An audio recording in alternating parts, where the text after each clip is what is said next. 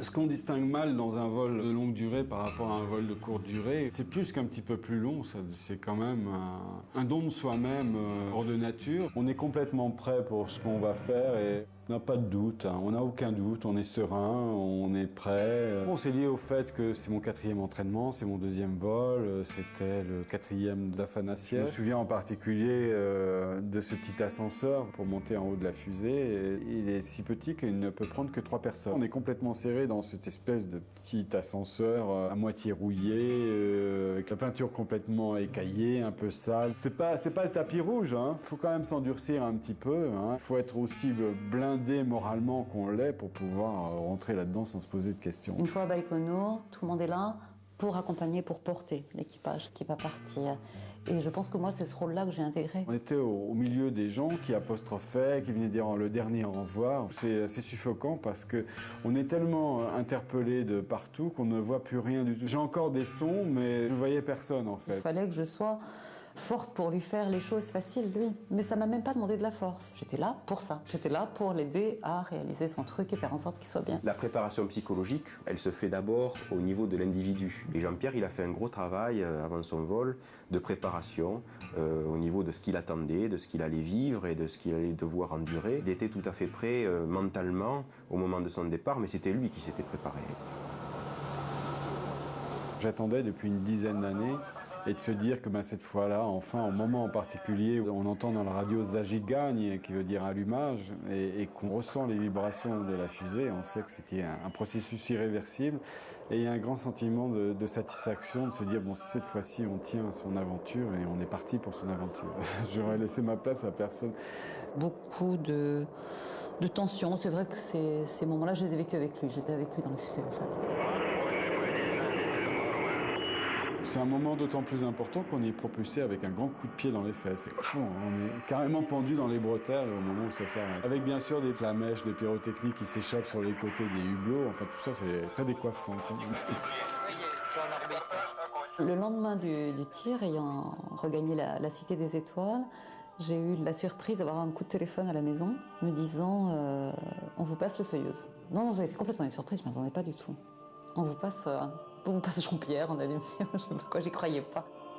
Ces hommes qu'on rencontre, ils sont restés isolés pendant 6 mois et tels qu'on les a vus dans un état de surexcitation très remarquable.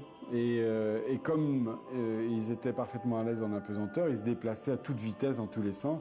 Ils avaient des cheveux tous les deux, des crinières de lion, c'est invraisemblable.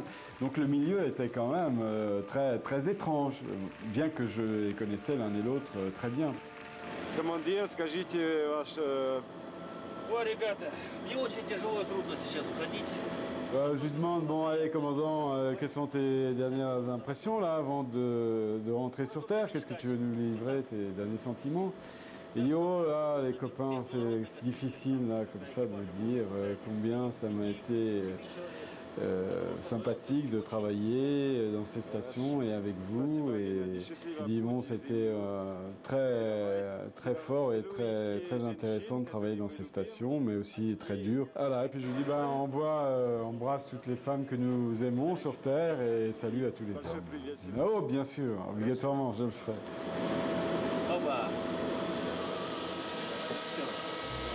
J'avoue que c'est beaucoup plus... On a une beaucoup plus grande sérénité dans le rôle de celui qui reste à bord parce que on a encore toute cette magnifique expérience devant. L'aventure c'est pas terminée. Et finalement, celui qui se désamarre, ils sont à quelques heures de la fin de leur mission. Et nous, on était au début, on avait ces 6 mois de perspective où les choses allaient commencer vraiment. À la maison, quand on est bien soutenu, quand il y a un support autour de vous, et puis des gens qui vous aident, que ce soit à la Cité des Étoiles, où tout est fait pour que ça se passe bien. Il n'y avait pas vraiment de moment de temps creux. À la limite, on était plus en support à Jean-Pierre, qui pouvait avoir des baisses de morale, ou de l'équipage en général. Nous, on n'est pas seuls au sol. Eux, ils étaient 3 et seuls quand même, là-haut à bord. C'est très, très différent. Et j'avoue que j'ai ressenti avec beaucoup de bien-être et de bien-être d'avoir la chance d'avoir tout ça encore devant moi. Et l'avenir l'a pas démenti parce que c'est vrai que j'ai eu Tous ces 6 mois ont été une grande richesse.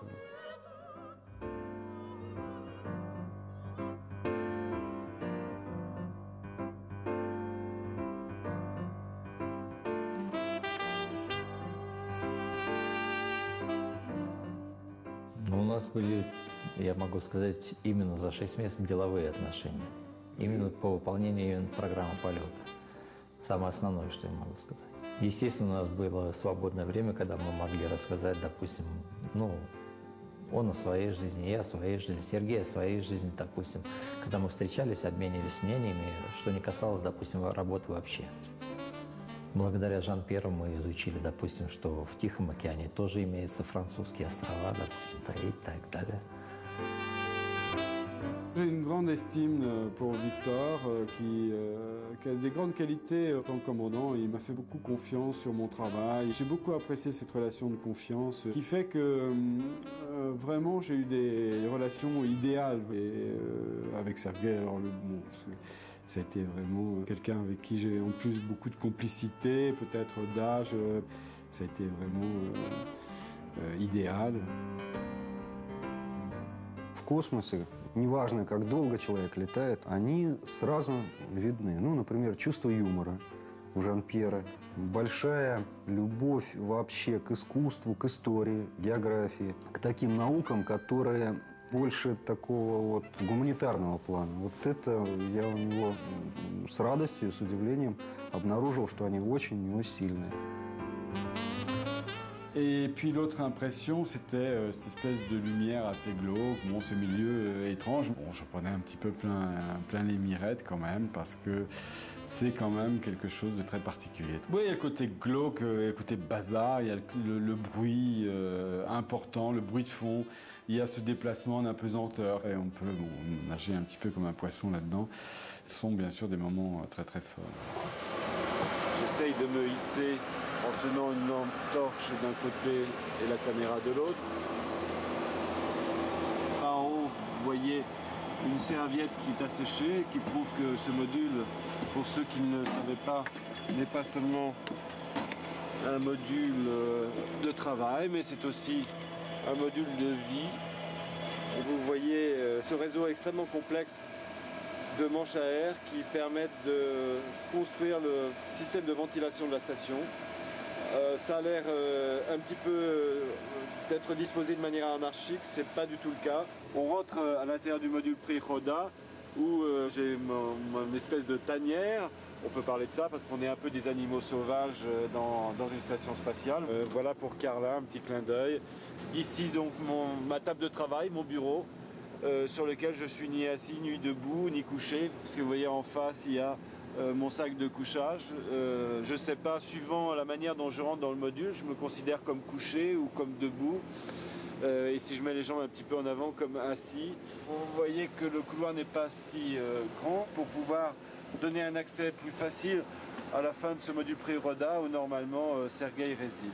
Sergueï a beaucoup de chance parce que ce que vous voyez ici, c'est un des plus beaux hublots de la station. Il est juste en face du lit de Sergueï, si bien que le soir, quand il veut rêver, il ouvre le hublot qui s'ouvre à la main et il peut contempler les images absolument magnifiques de la Terre. Il faut absolument essayer d'expliquer tout le côté magique qu'il y a dans l'observation de la Terre qui reste, même après la deuxième expérience, extrêmement superbe, donne des moments extrêmement forts. Au-delà de la beauté même sublime du paysage, il y a cette espèce de chaos, une espèce d'atmosphère complètement cataclysmique. Et quand vous y regardez bien, à l'intérieur de ce chaos, vous arrivez à retrouver un certain nombre de formes, de signaux. Et ça interpelle un petit peu entre les liens qu'il peut y avoir entre l'ondulation d'un nuage, la forme d'une feuille de fougère, tel thème artistique développé dans la culture arabe. Toute cette résonance m'a interpellé. Quand vous regardez la répétition de ce thème graphique sur un format comme ça, vous vous posez la question, est-ce que la finalité de tout ça, elle est logique ou est-ce qu'elle est esthétique ?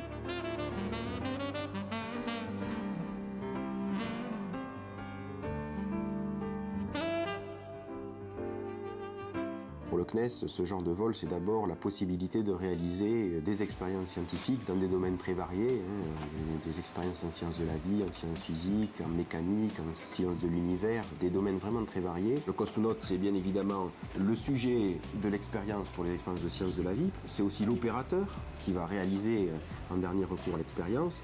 Donc on essaye, dans la mesure du possible, parce qu'on a des plannings très tendus, de l'impliquer le plus en amont possible au niveau de la conception de l'expérience et de la validation de l'expérience. Quel est l'intérêt de l'homme dans l'espace sur ce genre de mission ? C'est qu'il peut intervenir très rapidement en cas de problème. Il peut intervenir intelligemment. Et ça, c'est tout l'aspect facteur humain qui est tout à fait passionnant parce qu'on étudie, on ne construit pas uniquement des outils, des objets qui vont tenir aux vibrations, qui vont tenir en thermique, enfin tout ce qui doit être fait classiquement dans le spatial pour avoir là-haut un outil qui marche. Mais on doit construire une situation opérationnelle globale, c'est-à-dire des opérateurs, qui sont les cosmonautes, en interface avec des équipements, et tout ça doit fonctionner ensemble. Pourquoi ce trait métallique ? En fait, il simule une structure d'un satellite qui vibre. Parce que quand on met en route un enregistreur, par exemple, la action-réaction, ça fait bouger le satellite. Ces vibrations sont amorties très faiblement dans l'espace et perturbent énormément les satellites. Donc on a tout un tas de techniques au niveau de l'amortissement des vibrations. C'est-à-dire qu'on a à certains endroits de la structure des barres avec des piézoélectriques qui mesurent les déplacements et suite à ces mesures, on peut actionner d'autres barres qui vont contrer ces déplacements de façon active pour éliminer ces vibrations. Et la seule façon de simuler vraiment un satellite dans son environnement, c'est d'avoir ce treillis dans la station qui est en free floating. Là, c'est vraiment de la technologie appliquée et ce sont des techniques qu'on met en œuvre aujourd'hui sur les satellites. Tout à fait. Тут же проблема. Эти штуки невозможно открыть руками. Надо инструмент.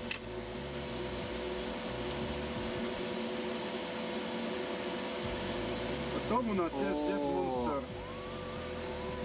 Они очень хорошо жив, любит космos. Il est en bonne santé, il est luisant, il est bien humide, il n'a pas de taches et on va le nourrir. Cette expérience consistait à amener des femelles prêtes à la fécondation en vol, à obtenir la fécondation de ces femelles par injection hormonale, récupérer les œufs et étudier toute la phase de développement de ces œufs en microgravité pour voir comment ce phénomène se déroule en absence de gravité. C'est marrant parce que, bien sûr, il y a des espèces de liens qui un peu bizarres, qui sont un peu liens, n'exagérons rien. Mais enfin, elle me reconnaissait très bien quand j'ouvrais la boîte, me reconnaissait. Et ce qui est marrant, c'est que moi, je les reconnaissais aussi très bien l'une par rapport à l'autre, en dehors des petites perles rouges qu'elles avaient sur la queue. Elles avaient un comportement complètement différent. Leur manière de paniquer quand elles étaient en impesanteur pour l'une, au contraire d'être très relâchée pour l'autre. J'avais ma préférée, je dois dire. Je n'aurais pas largué, mais...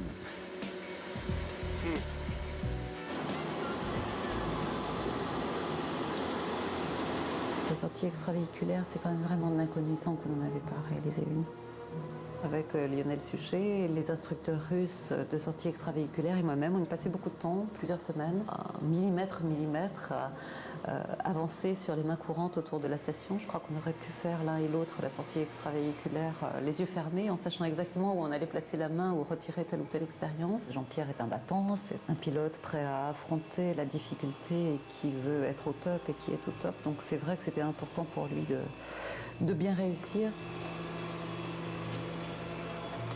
Et là, au moment où j'ouvre l'écoutille, qui s'ouvre vers l'extérieur, et alors il faut se pencher vers l'extérieur, et bon, il y a 400 km en dessous qui défilent, là. Bon, on me dirait 400 km ou 3 km, ça fait peut-être la même chose, j'en sais rien. J'étais tellement surpris et suffoqué en même temps, entre le vide, le spectacle immense et le soleil vraiment agressif. Je suis resté un peu tétanisé pendant une quinzaine de secondes, et puis après j'ai réalisé que je pouvais baisser la visière, et bon, ça a été un peu mieux.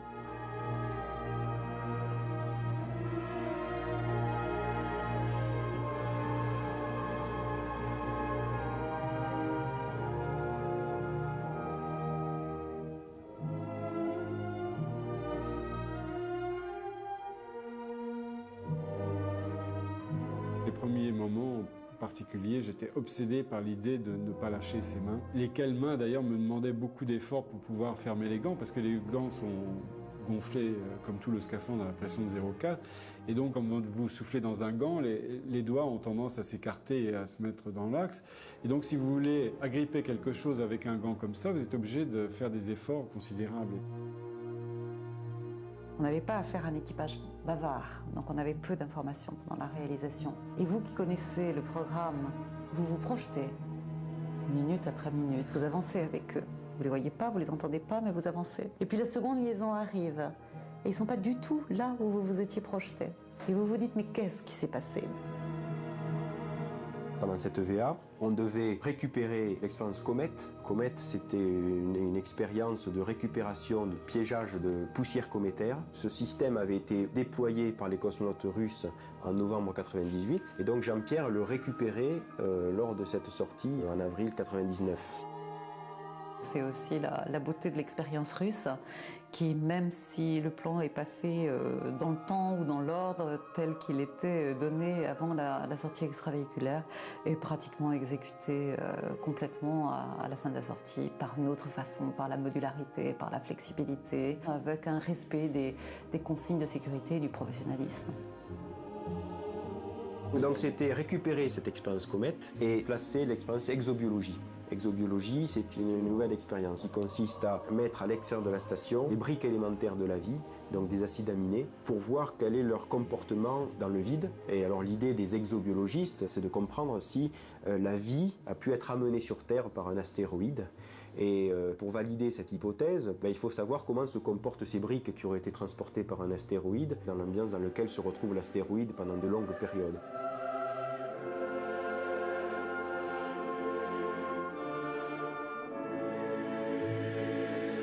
Et quand on revient et qu'on a affronté toutes ces difficultés avec un certain succès, parce que notre mission a été en grande partie réussie. En ce qui concerne le programme scientifique français, tout a été accompli et les expériences ont très bien marché, on a eu de très bons résultats. On en conçoit bien sûr une certaine satisfaction, un certain bien-être d'avoir surmonté toutes ces difficultés.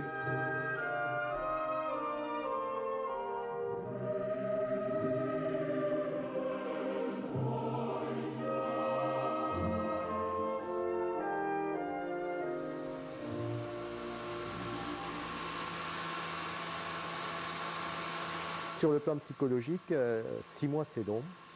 Jean-Pierre s'y attendait, il s'était bien préparé à mon avis. Il avait apporté de quoi s'occuper et être autonome pour cette durée de vol. Il avait amené beaucoup de choses à faire là-haut. Il devait apprendre l'allemand, il n'a pas eu le temps. Il a fait un peu de musique, bien sûr. J'ai été à la pêche parmi ses copains de partitions nouvelles et d'enregistrements de morceaux de musique que je lui ai envoyés dans le cargo qui partait vers la fin. Je crois qu'en plus, Jean-Pierre est quelqu'un de calme, organisé dans sa tête, dans ses actions, dans ses réflexions, qui avait su gérer son temps de loisirs, temps de travail. Et je pense qu'il réussissait à évacuer les trop-pleins dans un sens ou dans l'autre, en positif et en négatif, pour faire quelque chose d'assez bien vécu, sans trop de pics difficiles à assumer.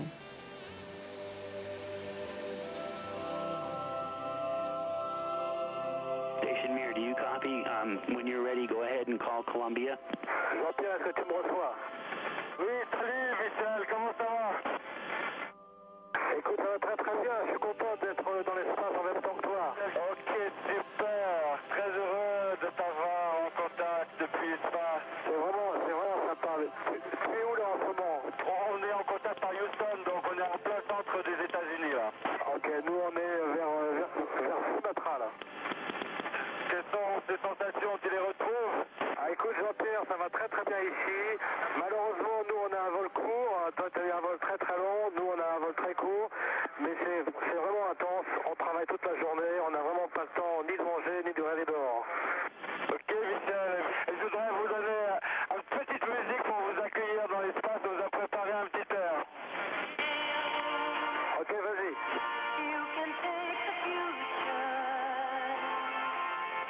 There's 1 minute left.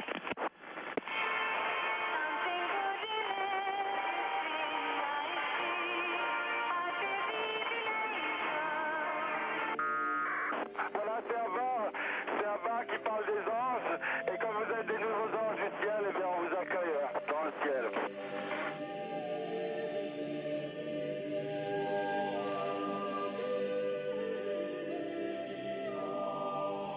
C'est un Atlas qui a des problèmes de voiture. Et donc, il va vite réparer son moteur. Et puis après, il se dit qu'il faut bien porter la terre. Et puis, comme il avait un peu de cambouis sur son doigt, il en a laissé sur la terre. Voilà.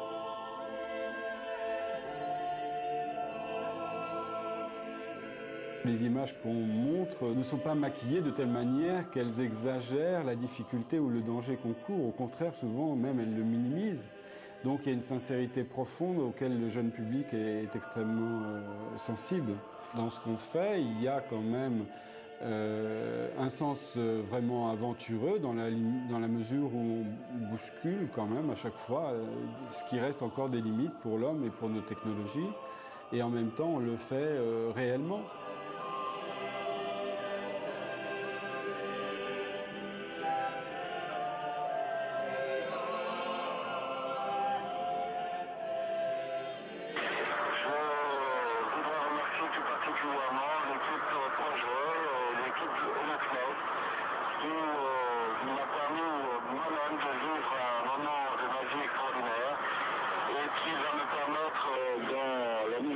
Où je vais aller avec l'ODI, c'est-à-dire l'Agence spatiale européenne, de profiter de tout cet acquis et d'en faire profiter de préférence dans le cadre de la station internationale mes camarades astronautes de l'Agence spatiale. Merci à tous, je vous souhaite de concrétiser dans l'avenir tout ce que vous avez réussi à réunir à l'occasion de ce vol et à bientôt sur Terre. Au revoir. Pour eux, c'était quand même beaucoup de nostalgie de fermer l'écoutille sans équipage à bord. Pour les équipes au sol, c'est vrai que ça a été assez dur de se quitter, de se dire au revoir avec la conclusion du programme, la fermeture des consoles. On est un peu triste, mais on prépare l'avenir, c'est aussi notre métier. Avec Lionel, ça fait... je sais pas combien, une dizaine d'années maintenant qu'on travaille ensemble. Donc on a une confiance totale, mais Claudie, non, on n'en parle pas, bien sûr. La Barthes, Alain Labarthe, tout ça sont des amis en même temps que des collaborateurs avec lesquels on travaille. Pas collaborateurs dans le sens hiérarchique du terme, mais dans un ami de travail. C'est ça un peu le côté fantastique de notre aventure, c'est que nous, on n'a pas l'impression qu'on travaille. Tout ce qu'on fait, à la limite, on paierait volontiers pour le faire. Et ensemble, de préférence, on vibre tous un peu à l'unisson, on est tous des passionnés, donc c'est passionnant tout simplement, et on a vécu, c'est vrai, une grande aventure. Un sentiment dominant, c'est cette envie qu'on a partagé cette aventure.